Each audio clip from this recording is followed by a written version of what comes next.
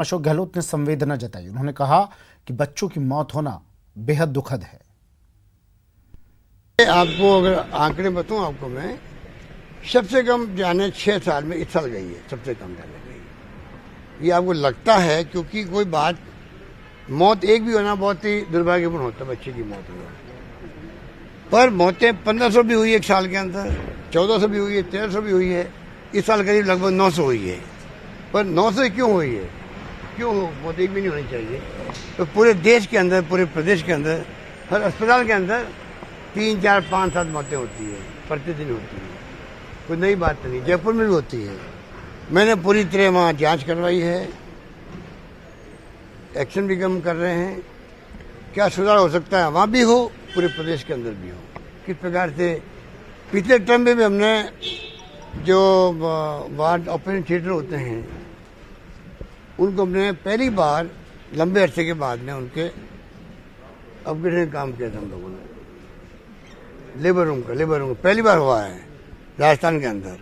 अब भी हम ध्यान देंगे किस प्रकार से बच्चों की मोर्टेलिटी रेट कम हो रहा है राजस्थान के अंदर। जब हमने कहा है निरोगी राजस्थान, उसमें ये पॉइंट भी आएगा, IMR, MMR सबके आंकड़े कम हो यहाँ पर राजस्थान के अंदर, ना माँ मरे ना बच्चा मरे। ये हमारी सोच। वहीं कोटा मामले को लेकर बीजेपी भी लगातार एक्शन में है। आज प्रदेशाध्यक्ष सतीश पूनिया जेके लोन हॉस्पिटल पहुंचे और मरीजों और तीमारदारों से मुलाकात की।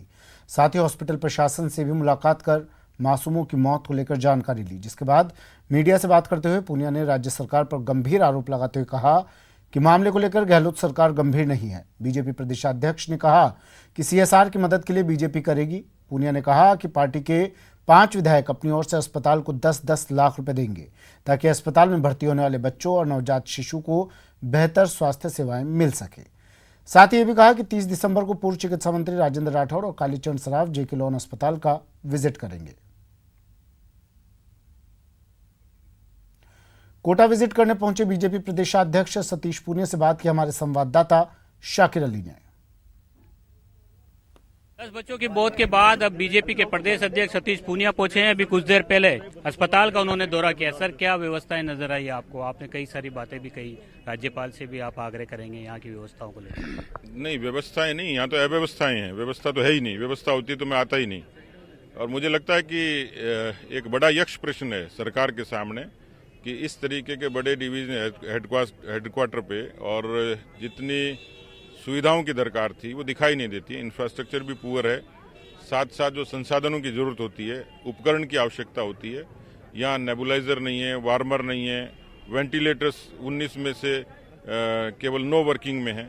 तो मुझे लगता है कि इस तरीके की अव्यवस्थाएं तो ये इनके प्रशासन के संज्ञान में रही होंगी, पर शायद लापरवाही कहीं न कहीं दिखती है। चिकित्सा मंत्री भी अब तक यहाँ नहीं पहुंचे। आपने अभी कहा कि उनको भी आना चाहिए था, जिम्मेदारी बनती है क्योंकि सरकार में है। ये मंत्रिमंडल इसलिए बनता है और विभागों का बंटवारा इसलिए होता है कि वो अपने डिपार्टमेंट्स को ठीक तरीके से देख लें। उनका नहीं आना मेरे लिए ताजुब की बात है। अब आपकी तरफ से किस तरह के प्रयास होंगे?